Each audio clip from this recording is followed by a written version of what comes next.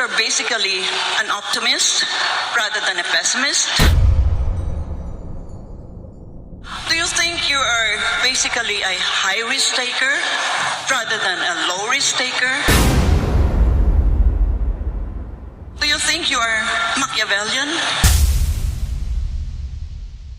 I have a sense that this will be the last time I shall interact with you in a venue like this. Sa huling bahagi ng isang oras na tanungan ng mga panelist ng The Deep Probe, the Presidential Candidates Interviews para kay Presidential Frontrunner Ferdinand Bongbong Marcos, tatlong mahahalaga at malalalim na tanong mula kay UP Professor Dr. Clarita Carlos ang kaniyang sinagot. Kung ano-ano ang mga sagot nito, alamin dito sa ating kwento. Pero bago muna ang lahat, kung hindi ka pa subscriber ng aking YT channel, pindutin mo na ang subscription button, i-hit ang notification bell para ma-access mo ang lahat ng aking videos.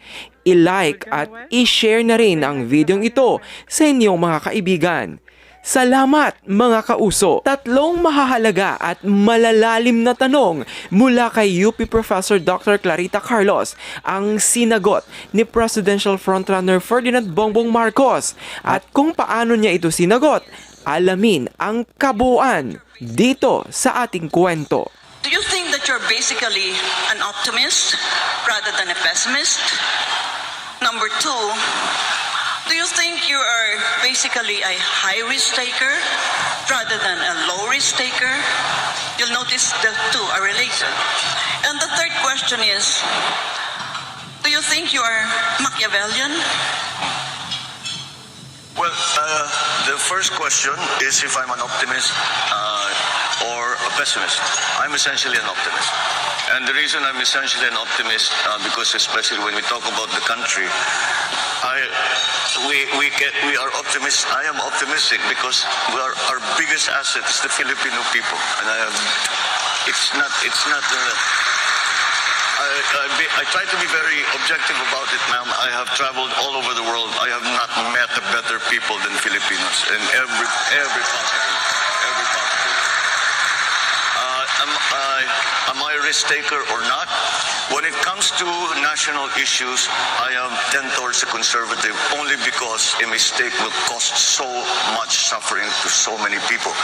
In other words, you have to be very careful with the decisions you make. And it's not something that you do offhand. You think about it very hard. You talk to as many people as you can. And you make absolutely certain that you have done everything that you can possibly do to make whatever your plan is, to make it work. Am I Machiavellian? Well, I've studied him quite thoroughly, and I know very many Machiavellians in my life. But Is it Machiavelli in terms of taking every means to produce an end, not the other Machiavellian, the bad Machiavellian? Well, certainly, we have to be aware of everything that is going to help whatever it is that you are hoping to achieve. And on a national scale, that means you have to understand very well what the situation is on the ground. Ganito kasi ang sitwasyon ng mga tao, ito na ngayon sila. Nasa gitna pa ng pandemya, walang trabaho yung mga yan. Umaasa pa rin yan sa tupad, sa IX, etc. O paano tayo lalabas niyan? Where will what are the other countries doing? Kailangan maging maingat So I suppose in the same sense, as you say, that these questions were related, it's a way of being careful and being very, very knowledgeable about what are the things that have to come into play so that you will achieve success, whatever that success, however you define that success. So in that sense, yes, ma'am, I am a Machiavellian. Yeah, thank you.